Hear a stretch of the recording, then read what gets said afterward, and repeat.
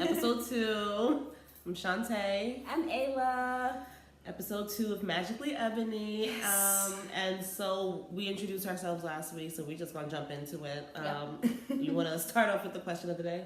Yes. So the question of the day is, oh, my phone just disappeared. Okay. So the question of the day is, if a black person contributes detriments or downfalls of another black person, should they be considered a fed?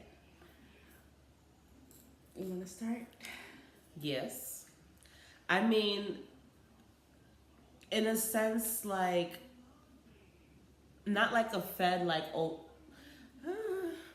okay, see, this question is kind of like pertaining into something in particular, so it's kind of hard to answer that. But if it's like on some straight, like, black on black violence, like, oh, you stepped in my hood and I'm gonna kill you type of thing, then, I mean, yeah, it should be treated like you working for the feds, because the feds are not for black people, and neither are you. So we need to find a way to cut out this cancer that's not trying to help our community.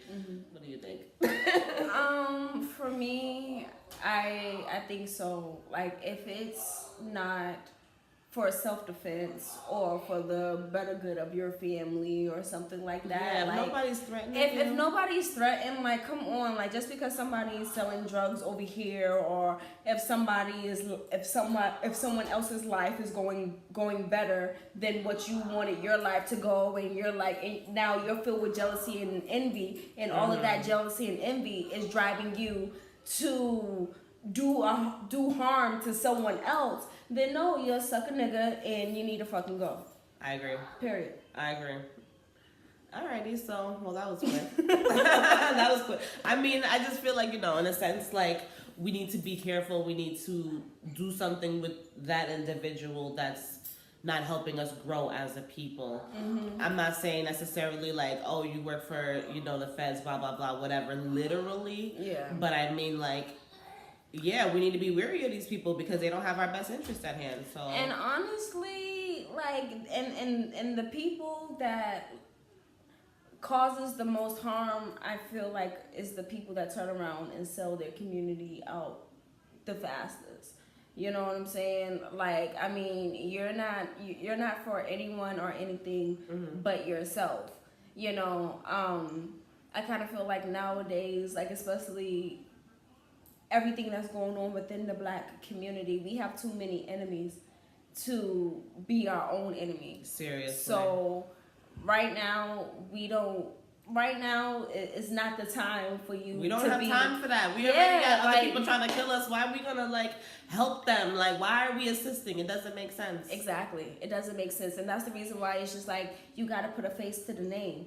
You know what I'm saying? Like, you're gonna start being called what you are. The police department, the feds, and all of that, they want the black community to fall, and that's what you're aiming towards. So that's who you're working with. Period. Whether you get a check or not. Whether you get a check or not. I mean, it would, if you were smart, maybe you would be getting the check, but we are talking about dumb hood niggas, so I doubt it. But some of them are smart, and we'll get into that later. But All right. So what are we moving into next? So we're gonna be talking about August Alsina alludes to affair with Jada Pinkett Smith and new song. Yeah, that song Forever and a Day.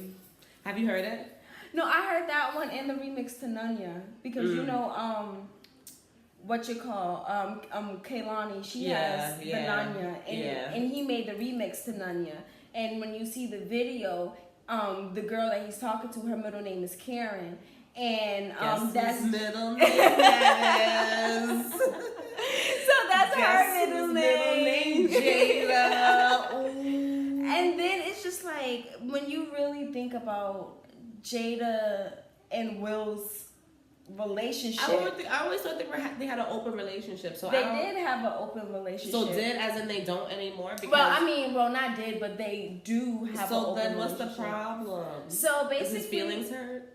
Yeah, that's what I got from, like, listening to the song, is like, your feelings are hurt. But my thing about it is that I kind of see Jada like she's a Virgo woman, and I know how she? Yes, she is.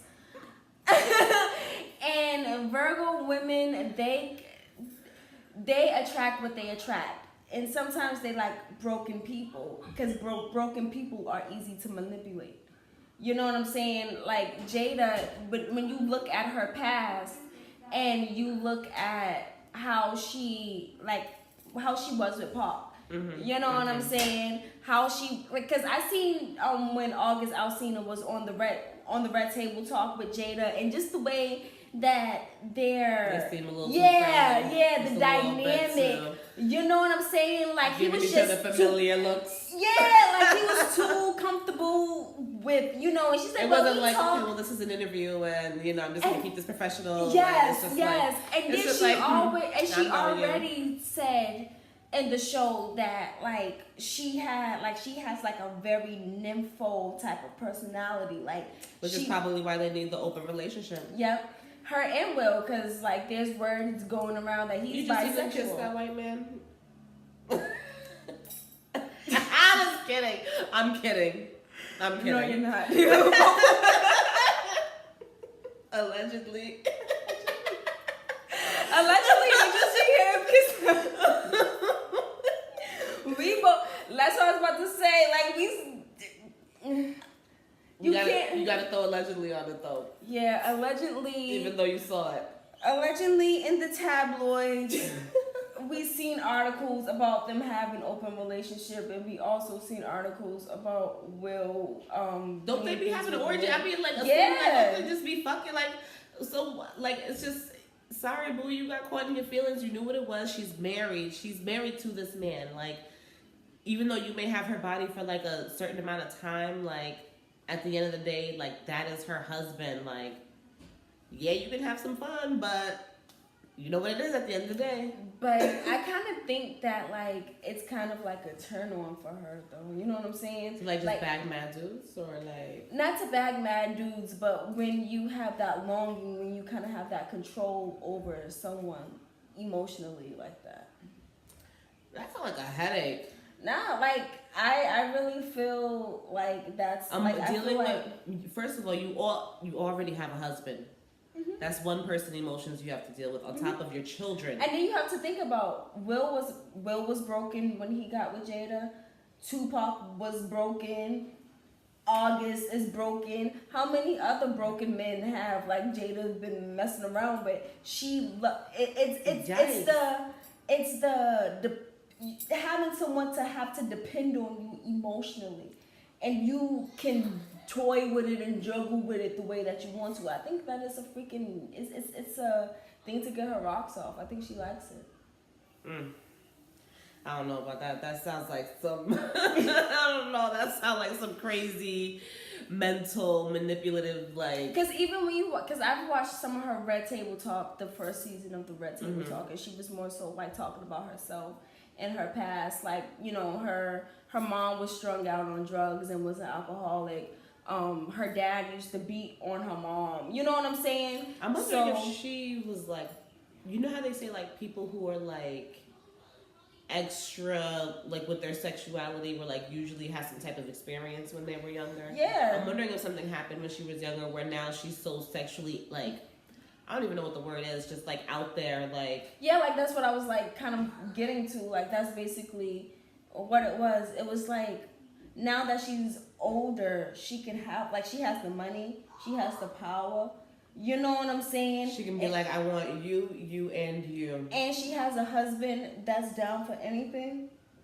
You know what I'm saying? So it's just sounds like the life actually.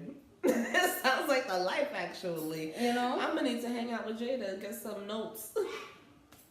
And then I just don't know how I'll feel about my man swinging both ways. I would not be okay with that. I don't want to address that.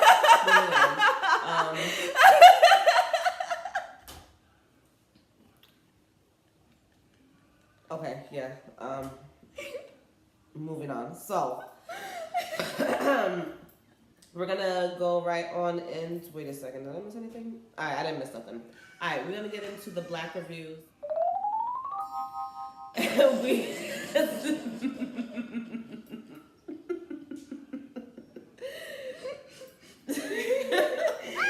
Alright, we're gonna get into the Black reviews. Yesterday we went to the Frugal Bookstores over 57 Warren Street in Boston. We're actually gonna be posting that on the social media soon, right? Or is it up there? One picture is up there, but more is going to be uploaded soon. Check it out; it'll be up there. By the time this is posted, it should be up there. Absolutely. So pretty much, I like the music they played. As soon as I heard Sade, I was like, "What? Coast to coast, LA to Chicago? What? It's my kind of music, first of all." I like the way they have everything sectioned off. So if you're like kind of looking for something, you know, like the area that you need to be in. Yep. I like the fact that it's Black authors. There's Black people on the covers of these books, even in the children's section, which I think was like, that's the part that like had my heart. Like, what was the one with the little Black girl when she was like, "I am pretty" or something like that? Oh, shoot. I don't even remember, but like it was like a couple of different ones. Like it was one that was like, "I love my nappy hair." Oh, happy to be nappy. Happy to be nappy. Yeah. That's what it was. Happy to be nappy. And then there was another one. Like, my hair is beautiful or something like that. Yeah, my hair is beautiful. And like it was another one. It was and then cute. There was also pictures of, you know, Black sons and Black fathers together. That was too, very when you see a Black man with a baby and he's holding him.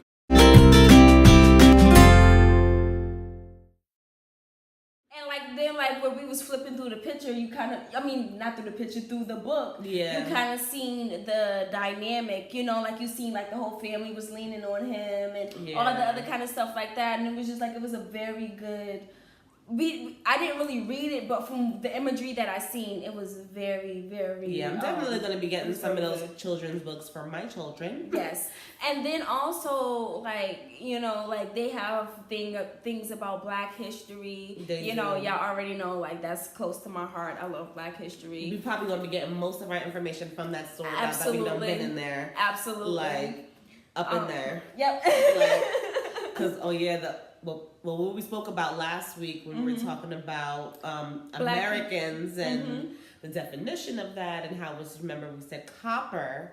So and one of the books that she there was picked a book in there that explains the whole history and you know, pretty much Black people in America before the Europeans came in. So I definitely want to check out that book because it's called Before the Mayflower. Before the Mayflower. Oh yeah, there was also a cookbook section. Snoop Dogg's cookbook Snoop was in there. I want to get it, but like that's just asking to gain a lot of weight with the Cinnabons. Those Cinnabons look good though. Oh my god, there was so much shit in there, but it was just. And I also got the ratchet section. What was it? Welfare Welfare Queen. It was a hood rat novel by, what was his name? Kwame or something like that. Yeah. It's a hood rat novel, which I'm Section 8 Wives or something like that. Yes. It sounds like my kind of shit. So that's the type of books that I like to read. Sex, Drugs, and Money. That's what I want to read. So Kwame, I'll be getting into your shit. Absolutely. Along with the history, because I got to even it out, you know. Yes. I can't be too ratchet or Sophisticated ratchet. Exactly. It's perfect. I like that. Yep. So what do you think? How many crowns? I'll give them a solid 5 crowns. Yeah, I agree. Already. So first we are going to start off with the society. Pretty much the first civilization was with the Kush Empire. Yep. The Kush. How do you say it? Kushite? Kushite is, you know look at it? Kushite. Kushite. Kushite? Yep, Kushite. Word. Go for it. Cool. And that was back, they say, 800 BCE to like 400 BCE. So I'm not going to do the math. Y'all can do the math. Figure out how long ago that shit was. I don't know either. A long time ago. I'm just saying, just to give you guys just a little, you know. Yeah. And pretty much that's when they started developing their own culture. They also develop small like social groups and things of that nature, Hierarchies. talking to people. Hey, they begin to barter. Like, hey, you got a goat? I got a pig. You want to trade? Yes. Little things, just I got how to live with other people Yep. and make sure that everybody is doing their part and essentially, keeping the land good and we're not hurting the earth or we're just living. We're just pretty much living, learning to live together, pretty much. That's what civilization is. Yep. Civilization is, okay, I'm over here, you're over there, but we're going to figure out a way to and that's live how they, in unison and, be able to benefit off of each other to make everything better. And that's where the laws of Ma'at comes in handy.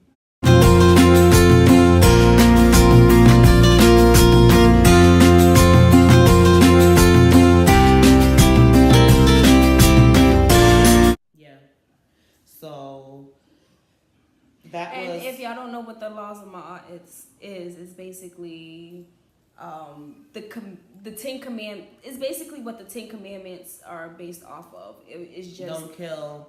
Yeah, don't kill. Steal. Don't fight with your neighbor. But like it was like 20 of them, but in Christianity they like broke it down. Like it was like 20 or 30 of them, but Christianity like broke it down to 10.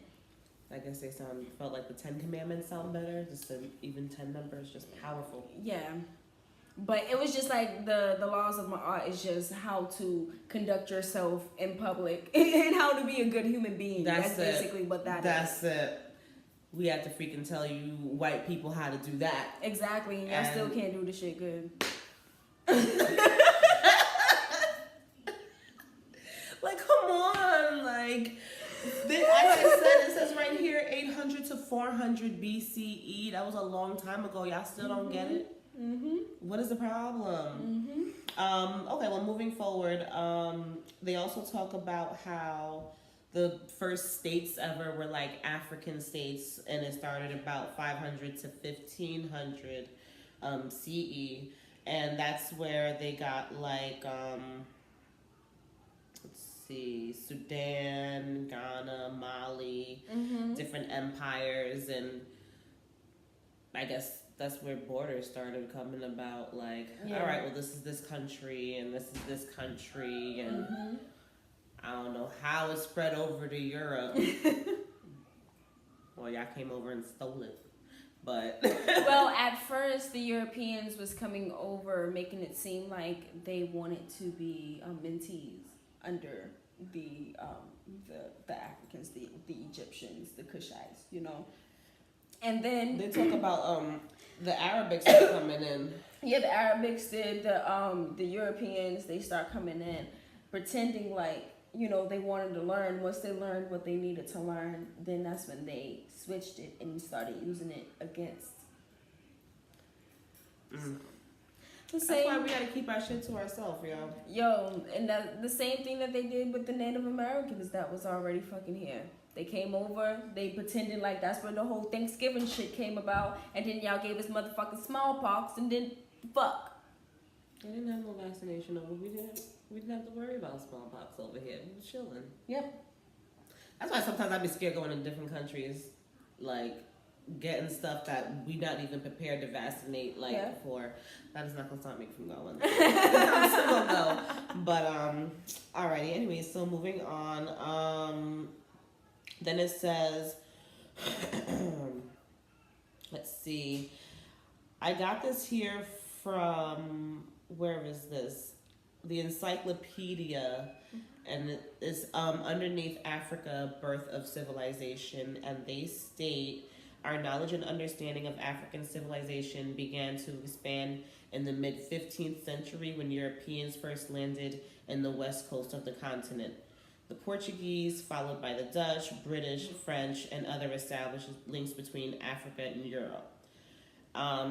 Then, shortly after, they start going into the 1400s, when slavery started, not like American yet, but yeah, y'all started slowly doing whatever. taking people from Africa, sending them actually back to Europe. Mm-hmm. So this isn't even like a. I mean, I'm so offended, but I guess not yet. Not yet. Not till it gets to America. But and this is another thing too, because a lot of people don't even understand like the racism that goes on in like Europe. Like a lot of people feel like it stops here and it doesn't. It's like, oh, you know, racism between black people and white people, that's like an American thing, and they don't realize like it's all over. That shit's in Europe India. too, and that shit's older in Europe than it is in America. Yeah, even in freaking India, like Indian I feel like women. with other cultures though, it's more of a colorism thing. Because y'all are all Indian. It's just that you're a lighter Indian and you're a darker Indian, and it's just like I feel like with that it's like a colorism thing. Same thing with like, damn, I don't want to say Asian because India is technically under Asia, but you know what I mean. Asians like too. They do the same thing. Like I feel like that's like in every culture where it's just like they feel like the fairer the skin, like the better off you are. Because it's the closest to European complexion. And who the hell said that was right? They did. Europeans. How we believe that? And you want to know what? Like it's just like how did this group of people corrupt the world's mind so much to make us believe that the European standard of beauty is what beauty is? Like how? I have no idea. That's some mind, but I mean that they're apparently good at, because you see what the fuck, like everything they do is for a reason and it's for a purpose and there's a plan behind it. So I mean, just even when I was telling you about when I did my DNA test and I found out that like, you know, some of my families came from Mali and some came from like, where is it, Cameroon, Congo or whatever. So like, I'm like, damn, like they really mixed us up so we couldn't like go against nobody and revolt and try to like defend ourselves. They made sure it was like, all right, you don't speak their language, all right, y'all can be together. Y'all don't speak the same language, okay, y'all can be together. Like, y'all are not getting together to do nothing. Because could you imagine? That's why they scared. So we're going to take the website and put this in the information to the podcast, just because I don't want to butcher it, but it's African history. And it says here, thanks to science, like, you know, all humans, Asians, whites, everybody, all proceeded from the black man. So everybody came from somebody, but everybody was once black. Oh wait, well, in conclusion, let me wrap it up. Yes. I'm sorry, let me wrap it up. Like a condom.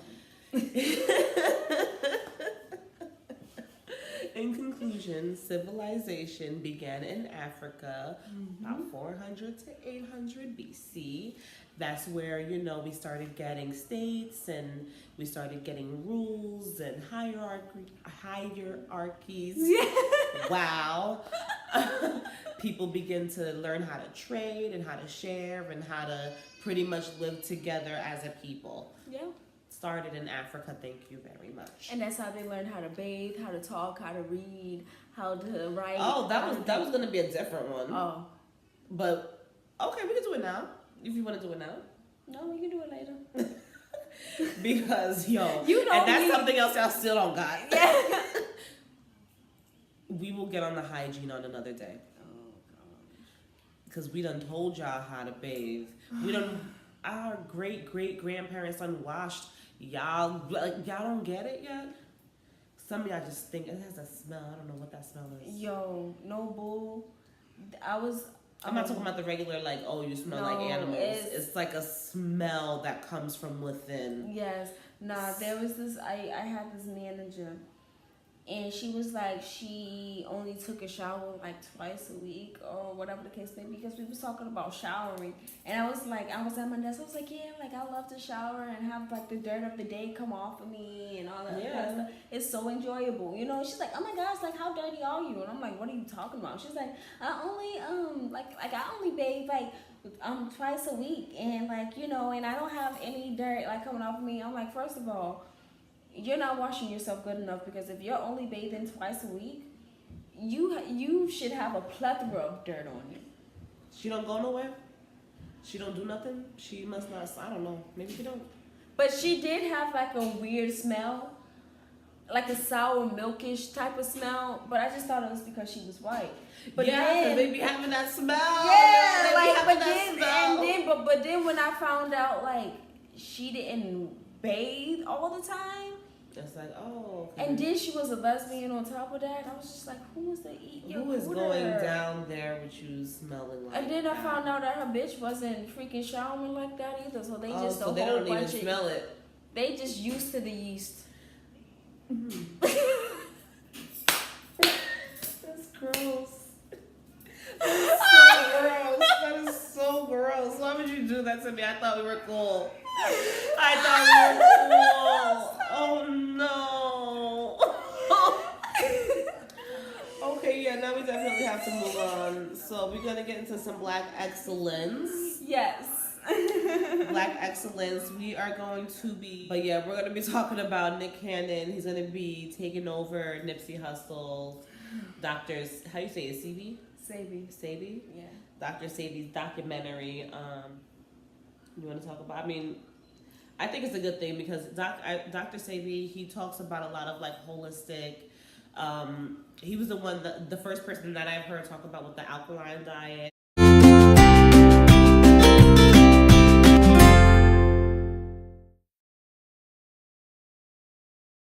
how if you pretty much keep an alkaline diet, how pretty much it can cure you of all the incurables like AIDS, herpes.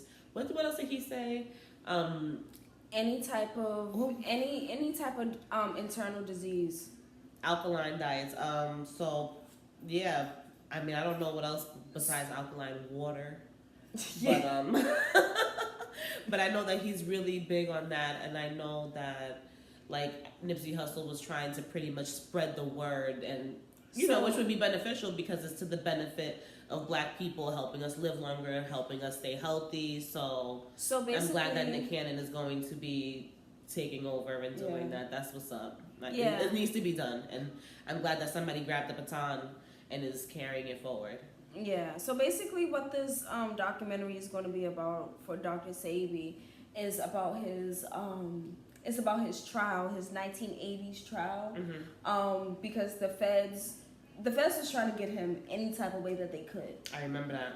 And weren't they on him for like no, I'm thinking about somebody else. Never mind. So they was just like, oh, okay, we can get him for practicing medicine without a medical license. And it's like, first of all, he never said that he was a doctor. Mm-hmm. You know what I'm saying? He just knows how to cure AIDS. You know what I'm saying? AIDS, herpes, all that stuff that we just list. He knows how to cure that, and he had there was other shit too. I'm mad, I can't think. Yeah, like all those two are the most that are like cancer, diabetes. That's why I said like any type of internal disease that you were suffering with, he knew how to cure that shit. Mm-hmm. So even they were saying with Left Eye, her death wasn't tragic either. I mean, it was tragic, but her death wasn't an accident either, because Left Eye was one of the first people that was trying to bring Dr. Sabi to the light while he was alive. He cured her lupus. Left Eye had lupus. Left Eye went to Honduras to see him. Yeah. And when she went to Honduras to see him, he cured her lupus. And then all of a sudden, when she's going back to... it was cured, though. I knew she had lupus, and I knew but it was cured. I didn't know it was cured, though. He cured her lupus. She went on like a 12-day fast. And at the end of the 12 days, she was cured. That was... When was it? What year did she die? It was like a couple of years before? Because when she went to Honduras, she said that she wanted to go back. So this is like from that second time from when she had went before. And she was recording everything. Before. Yeah. And then on VH1 they showed us that bullshit, but she had way more footage, and it was like, the bullshit that they showed us on VH1 was all that they could find from the car accident, because this boy mysteriously came out of the woods or whatever the case may be, which is, I think that was bullshit. She was really she was one of the first people that was investing into like Dr. Sabi. Yeah. She was like, because she told Dr. Sabi, I'm going to make you famous. After Left Eye died, Dr. Sebi said that he was not coming to the States because he knew that he was next. So that's the reason why he never came to the States. People had to go overseas to see him. He was not coming into the States because he said that if he was to come into the States, they will kill him on the spot. So basically, Nipsey's documentary, the one that Nick Cannon is so graciously is going to take over, is basically about the trial, and the feds was trying to get him any way possible. And it was just like, he never said that he practiced medicine. He never said that he was a doctor. He just knows how to cure things from the earth, and it's not against the law to cure shit. To grab some herbs, and you know, put them together and cure. Our grandmothers did it. You know what I'm saying? Like, this is stuff that's within our bloodline as Black people that we know how to do. So, and then he had witnesses saying the stuff and saying that they don't even have to take their medicine. So, the thing is that the pharmaceutical company was upset because they was losing money. You know what I'm saying? This whole shit is about the pharmaceutical money. Of course. Because the pharmaceutical money... That's why they treat and never cure. Because why would I have you... Even if they make this pill $100 or whatever the case is... Let's give it a high number. Let's say the pill's $1 million. Why would they have you... Well, shit, they should make it $1 million because who the fuck could afford that? Let me make it a little bit more affordable. Let's say the pill's $1,000. Yeah. This $1,000 pill will cure your incurable disease. As opposed to what you can do, let's say you can get a 30-day supply of pills for 50 cents that'll help you live with it as opposed to curing it. So a lot of people with money issues, they might do that. They might be like, especially depending on the type of insurance you may have, they may get you like, all right, well, we're going to help you live with this, but we're not curing that shit for $1,000. Nope. So...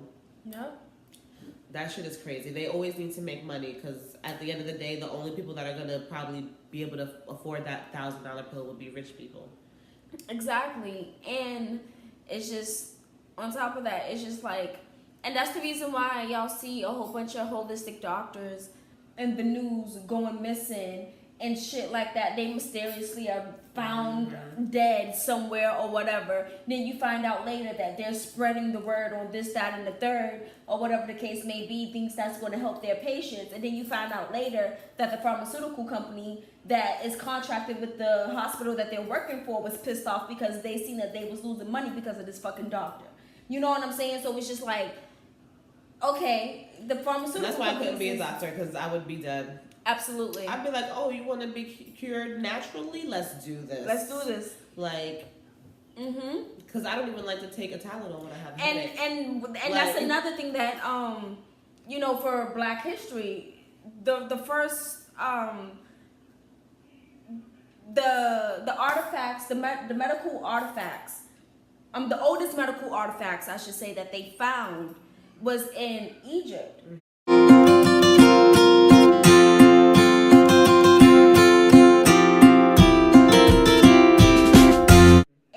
The first people to practice medicine were Egyptians. They were the first people to practice medicine. You know what I'm saying? Like, there's so many things that they use in modern day. Even the little symbol, that the medical symbol is an Egyptian symbol.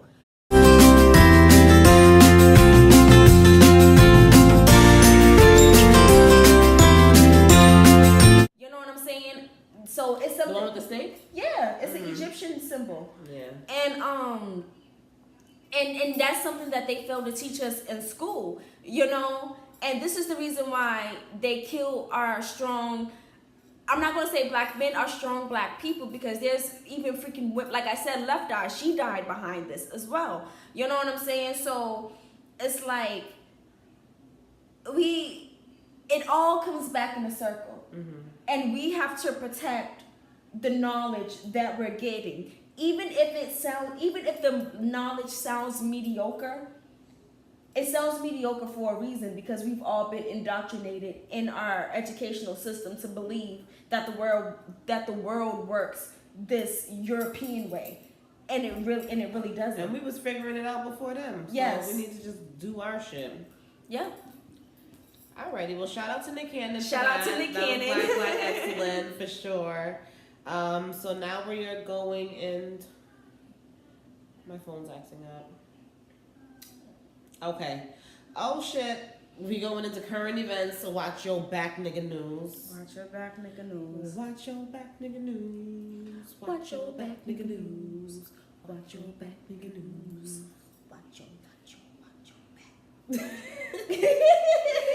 back. So we are going to start with just by saying R.I.P. Nipsey Hussle. R.I.P. Nip.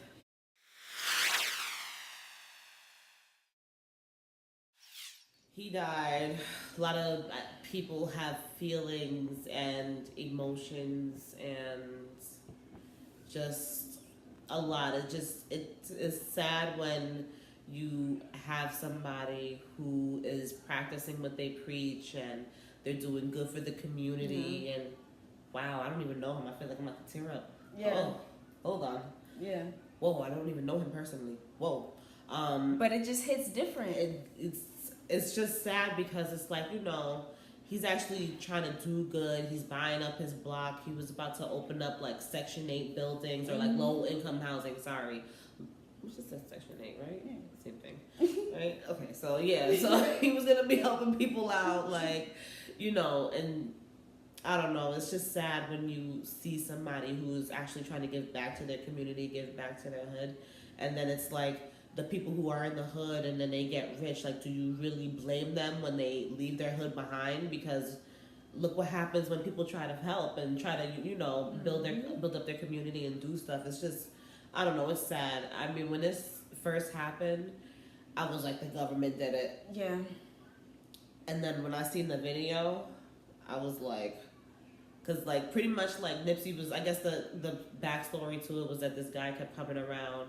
And Nipsey was like, we don't want no snitches. You be talking to the feds. Like, we don't want you around here. And the guy got his feelings hurt. And then came back and shot him. Like, that shit was just, I mean. And that's one of the reasons why a lot of people are saying that it was orchestrated by the feds. I don't think it was orchestrated by the feds. I think this is like a situation where it's just like, I hate to say it, but it's just, this is black on black crime, like, and this is kind of goes with the question of the day where it's like, if you go ahead and you aid the destruction of another black person who's doing well and doing things, like, should they be considered a fed? Absolutely. Like, even though that dude is probably not getting a check, he needs to be treated like a fed. He should not be trusted, which is why he told him, get the fuck around from this block. You can't be trusted. Like... And that's why it's just like, and this is the reason why I'm like, in the black community, it's just like we take words too seriously, because if a word like snitch made you feel a certain type of way, like, if the shoe fits, were you snitching? Exactly. And it was just like and if it hurt your feelings that bad to go grab a gun, shoot him, you know what I'm saying? And it's just like the precision of the gunshots. You know what I'm saying? It's just like, yo, like, you was really that fucking mad for somebody calling you a snitch? That just really makes niggas believe that you're a fucking snitch. I agree. It should just piss me off because, like, as we said earlier, like, we have enough people trying to kill us. Like, we don't need to be doing it to ourselves, too. Like, let's all get together and start defending ourselves from everybody else instead of having our own little battles and wars within each other. Like, it's unnecessary. We don't need help taking us out. There's plenty of people out there trying to do it. Like, and that's the reason why it's just like, I mean, I'm seeing it like, in the hood, hanging out in the hood, and how like the D-boys will come by and just fuck with niggas. Or I've seen the D-boys come by and have side-off conversation with in particular niggas, being extra friendly with in particular niggas, and niggas just looking at them like, why are you that friendly with the D-boys for? You know what I'm saying? And then like and then shit starts to unravel. So it's just like, and they know what they're doing, rolling up on people. Like, because I've seen it too. Like, you're sitting with somebody, you're chilling, the cop rolls up, and then they pull that one particular person out. And then people think like why would the cop do that? First of all, it's like you're trying to set them up to have, even if you go over there and you're like, talking about some shit that they had going on with their mother and their mother's boyfriend. Like, they'll fight. It could be about anything and not about whatever the fuck they're doing. But now you're putting that doubt in their friend's mind because it's like, why the fuck did this cop just come over and pull you to the side? Like, what the fuck were y'all talking about? Like, if you, like they smarter than that. If they want to do shit on the slide, they'll catch you on the slide. Like, they're not gonna go and pull you in front of your friends. But that's shit what like they that. do. Shit like that makes me like, yo, why are you trying to set this person up? Yep, and like, and that's what they do. You know what I'm saying? Like, but making also it look us, bad. but also us as Black people, we also need to keep an eye out for the informants, because whether we want to believe it or not, we have informants in our community. Feds. They the feds. Seriously, they the feds. They They're snitches. You know what I'm saying? And it's just like, I really do believe in, you know, like, even though people are saying it's a conspiracy theory, but I really do believe in people killing people for the police department, thinking that they're going to get some type of deal or something like that, or they're going to have a whole new identity and they're going to move to a whole nother state and all that other kind of things like that. Especially, and if you're Black, you're stupid. But that's why I said, if you kill anybody, guess what? It don't matter what anybody say to you. You're going to jail. The minute you pull the trigger and you kill somebody, them same cops that was telling you, oh yeah, we got your back, we're gonna do this, we're gonna do that. Because watch it's a them 2-for-1. switch up on you. It's a 2-for-1 deal. Now I my got nigga. you dead and you in jail. Now Absolutely. and I didn't have to do shit. Absolutely. It's like, a stop doing their 2-for-1. fucking job. Like, it's a 2-for-1. or if not, just you need to apply and like really be working for them. Like, I'm pretty sure they have applications somewhere.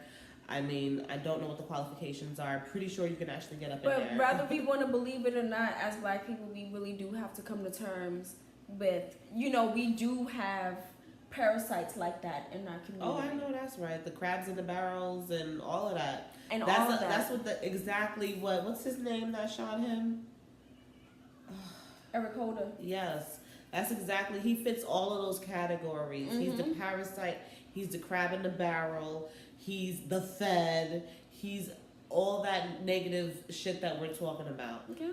Like, because if we do not have your back just because you're Black, my exactly. nigga. You are a cancer and you need to be removed from the community. Because even when we think about like all of our other great icons, you know, that have been like killed due to street violence, you know what I'm saying? As far as Tupac, you know what I'm saying? Very weird. You know what I'm saying? Nobody still knows who his freaking murderer is. You know what I'm saying? Nobody know Biggie's either. Biggie's they either. keep saying like, well, they keep changing it though. Every time I see a documentary, it's always somebody else or somebody. Oh, the police did it, or it's always something. And it just never makes sense to me. And I'm like, yo, all of this time, not for nothing, but like, if they were white, y'all would have figured. Yeah, because they figured out who killed Kennedy. So if they were white, they would have figured out it'd be that dude that posted that video. Oh, I just killed Nipsey Hussle. And it's just it's just like, is that something really to brag about? No, that's what scares me about this younger generation. But that's what I'm saying. But that's exactly what I'm saying. And then we have people in our generation that's stuck in between the two. It's either, you know, they back here with the younger generation doing the same fuck shit that they're doing, or they're trying to prosper in life and trying to, you know, motivate. You know what I'm saying? So it's just like, we really, in this day and age, like, we really need to watch our back. Dallas charges Black women beaten unconscious by a white racist. That shit with the felony. So you want to just lay out, I guess, like the time, like what happened, and then we can just go through this and see how it makes sense. Like, you want to just didn't she need help or something? So from what I heard was like, he beat her and then she came back at some point. Like, he beat her unconscious, and then I guess like a month later or something, I don't know how she's seen him or whatever, but she damaged his car because she was upset about whatever the fuck is going on between them. So they charged her, but it's like, y'all didn't do shit when he beat her unconscious, but she took that shit out on his car. Hey. Yeah, we had a little bit of. So we found out that it was a Dallas bartender. It wasn't a cop, but it was a Dallas bartender. So now that I know that it's a bartender and it's not a cop, everything how I feel is completely changed. completely changed now that I know it's because cops are above the law. So before when you was like, oh, it was a cop, I was like, oh, I think I had seen another one that involved a cop. Okay, so with this bartender situation, I completely understand beating the fuck out of your truck if you beat me unconscious. Like, I mean, she probably didn't want to get her ass beat again, so that's why she went after the truck. I get it. Like, especially when a nigga's trying to, well, I don't get it, but nigga trying to beat my ass and call my brother. Absolutely. After I deal with you. But not for nothing, like, I don't understand, like, was this dude charged for beating her unconscious? Like, so does it state that or anything? Because it said that last month. So this is via the Shade Room. It says last month we reported about a Dallas bartender getting arrested after he was seen on video assaulting a young black woman over a parking dispute. On Tuesday, the woman was charged with a felony for causing damage to the bartender's truck. According to NBC, a criminal mischief warrant was issued for her name, Miss Lee. Miss Lee, yes, over the damage done to Austin's truck. The damage done to the truck was worth more than $2,000, which made it a felony. On Wednesday, the Dallas County District Attorney, county officials confirmed that the charges against Miss Lee had been dismissed. Her attorney, Lee Merritt, said he expected Dallas County District Attorney John to drop the charges. As we previously reported, the incident stemmed from a parking dispute. So that makes me feel a little bit better. Yeah. That's the way that it should have been handled, because 9 times out of 10, Mr. White Man, whatever his name was, you probably wouldn't have gotten your truck, whatever, Austin, you probably wouldn't have gotten your truck damaged if you wasn't trying to beat the fuck out of a black woman over a parking space. That sounds like instant karma to me, stupid. Yeah, stupid. Stupid. Are you dumb? Stupid. Are you dumb? All right, y'all. And then moving on, lastly, to our Watch Your Back Nigga News. Yes. Oh, my hair's all right, so with our Watch Your Back Nigga News, we're talking about this New York mother who had her child ripped out of her arms, her 1-year-old child. You will never know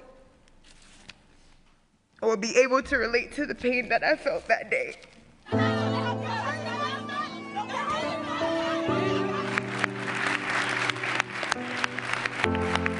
On December 7th, I went to HRA in Brooklyn to find out why HRA had cut off my son's childcare. I never received the notice. I also wanted to check on my public assistance case. Like many working single mothers, I needed childcare so I could continue working. To go to HRA, I had to call out of work on that Friday. I had to miss a day of work and not get paid to fix the problem with my childcare voucher. I took the whole day off work because I knew I would have to wait for a long time. Because my son no longer received childcare, he could not go to daycare that day. I had to take him with me to the HRA office. The night before, I packed a bag for my son. His bottle, his diapers, his favorite toys, his little Paw Patrol figurine that he lost, and other items. I am a new mom. I'm a single parent. I needed childcare so I can be able to work and build on our future. I want to go back to school eventually. So after taking off work, then waiting for many hours, making no progress with my public assistance case, I was exhausted. I sat on the floor with my son in the stroller. I was just gonna wait it out. As everyone knows from watching the video, a simple desire to rest ended up in me getting arrested. During the process, my son was violently removed from me, and nobody will ever know the love we have for our children. No one can take that from you. Unless you are a parent,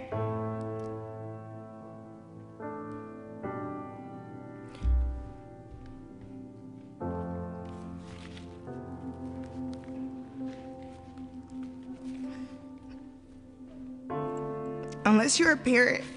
Take your time.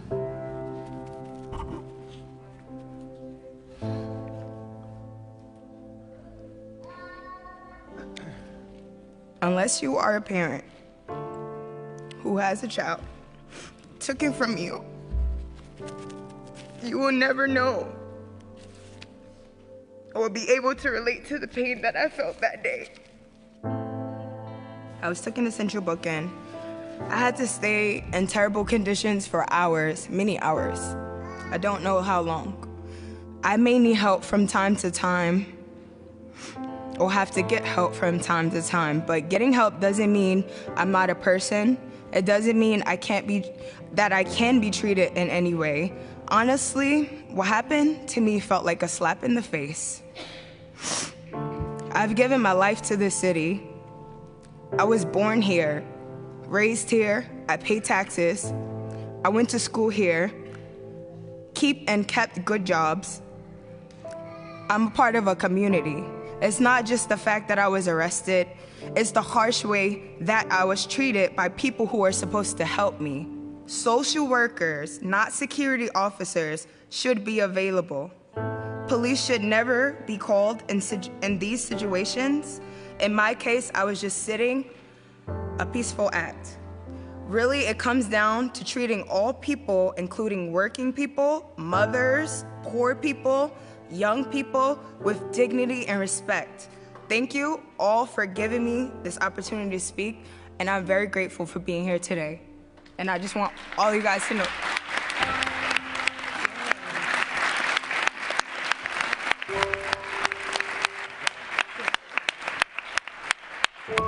I'm going to say I'm sorry. I'm sorry on behalf of the city of New York. I'm sorry you ever had to go to that HRA center. I'm sorry that you and your baby had to experience that trauma. You deserve so much more than you received. And I am deeply, deeply apologetic that you had to have this experience.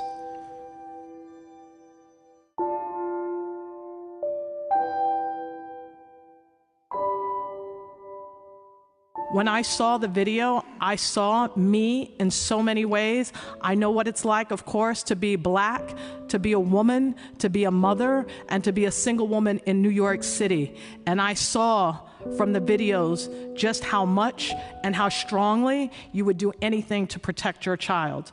And I would do the same exact thing for my son, to protect him in the same way. And I know as a single Black woman mother in New York City, you have to carry yourself at all times with the don't even think about messing with me, because I am the toughest woman in the entire world. And sometimes all that strength gets misunderstood, where people think you don't need help, you don't need support, you don't need a chair, you don't need a compassion, you don't need anyone to help you up the stairs in the train. And so we're really here today to really show our level of support for you. My son will be celebrating his birthday soon, and we're going to be going to see Sesame Place at Madison Square Garden. We'd love if you could come. Nice. I would gladly appreciate that. Yeah. Thank you.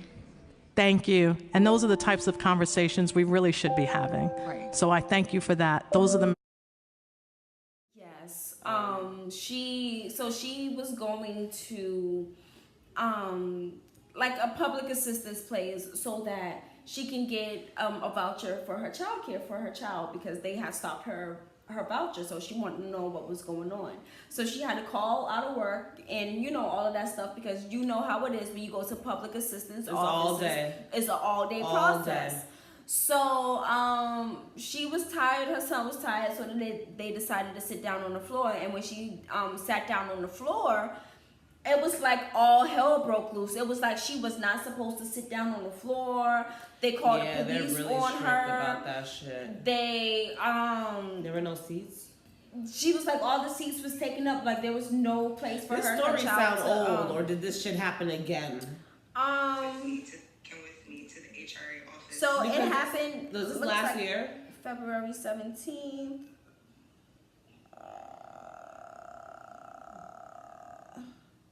I'm not sure. February? Okay, maybe it was February because you know I'd be smoking. I'm high. Yeah. So it might have been February. That seems long enough. But I do remember something like that happening a while ago. Okay, and that's the thing that kind of sucks too, because when you go to those places, like, it's an all-day process. You pick a number to get another number to get another number to get pre-screened to get another number to get another. But it wasn't like she was being disruptive or anything. Like, they like ripped her baby out of her arms. Yeah, they like, be ODing over there. I'm trying to tell you, in New York, for some reason, they hate when you, like, they even have signs too about you not sitting. Like, I don't know what it is about people sitting on the floors over there, but they are very strict about that shit. Because over in, when I lived in Rockland County, over in, what is that? It's not Muncie, whatever them buildings are by Eugene Levy Park. Like, they have signs in that motherfucker, like, you are not to sit on the floor. Like, I don't know what it is about it, but if you didn't get a seat, you were standing. But you could always ask somebody, like, hey, like, me and my kid, like, and they'll find you. But I believe that she was like asking like to have a seat or whatever, and they was not trying to help her get a seat. You know what I'm saying? So she was like, she didn't have no other choice but to have that type of, you know, like, to just to have to go through that. You know what I'm saying? No, it's annoying because she ended up all day. But she ended up tired, they hungry. Yeah, but she ended up winning the case or whatever. And, you know, and she went in front of the city council or whatever, and they're like, they're going to try to make things better for women that rely on, like, vouchers and things like that. And it's just an inconvenience. Like, why are you stopping this woman's child's care? Now you fucked her up with the whole day of pay. You traumatized her and her baby. And that's basically what she was saying, yeah. Like, you're doing all of this shit for what? For what? Like, just because she wanted to sit down? Just because she wanted to sit down. And I get it. Shit is tired. I've been here all day. Yeah, she's tired. Her baby's tired. Like, the fuck? Like, I mean, here in Boston, like, I go into public assisted places, shit, people will sit on the motherfucking roof if they have to. Really? Yes, like, that's how it be. Like, you go to the DTA office so in Dudley, you go to, like, if it's too packed, people sitting on the stairs, people sitting on the motherfucking floor. People is sitting wherever they need to motherfucking sit so that they can get their fucking business done. And they dare anybody to say anything to them. That shit is crazy. New York, they don't like that shit. And that's crazy. And then, like, New York I would have saw that shit over here, and I would have been like, oh my God, they sitting on the fucking floor. Like I would have been shocked. Like, they could do that? Like, I would have been looking for the signs. Like, I know there's a sign here that says you can't do that. Where's it at? No. and as long as you're not, like, directly in the way of a walkway, they won't bother you.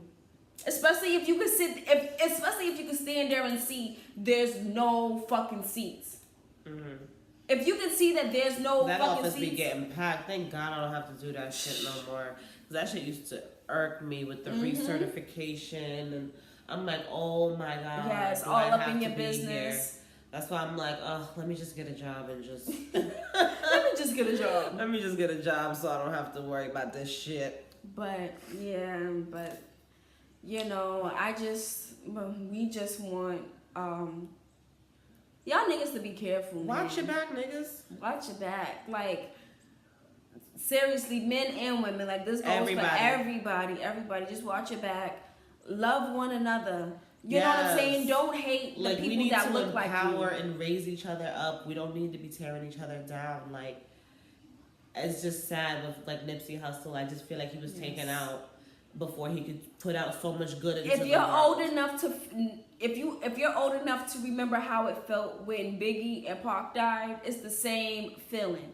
If you want to put a comparison, it's a little bit like, because Tupac a little bit more like, because Biggie not so much. He was just but Tupac Biggie not so much. But like Tupac, it was like, because that's what I was saying. I was like, the way that I felt when Tupac died is the same way that I felt when Nip died.